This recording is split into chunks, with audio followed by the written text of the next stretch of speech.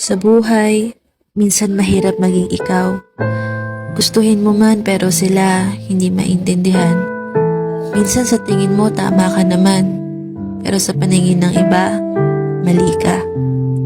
Walang ginawang tama, walang mapatunayan. Sa buhay, minsan malungkot, minsan masaya. Madalas nakakatakot, gusto mo na lang umiyak. Minsan kontento, minsan di sapat. Ang hirap maging sigurista. Ang hirap mag-isa. Ang buhay, hindi nawala ng tanong. Hindi nawawala ng duda. Duda sa sarili, pangarap, o kahit pa pagmamahal. Ang buhay ay walang kasiguraduhan.